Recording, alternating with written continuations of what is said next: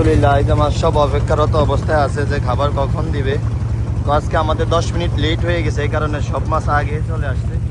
এই যে আমি সামনে জুম করে যা দেখাই সবগুলোই মাছ অপেক্ষা করতেছে খাবারের আশায়। এই যে আমাদের বোটের পাশে মাছের অবস্থা, এই যে আমাদের বোট, 2 বোট।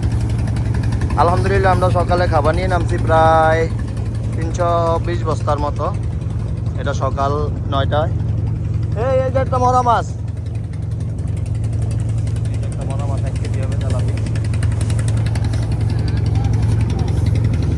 পুরিয়া দেখতে তো আমি পিছনে যদি দেখাই মাছের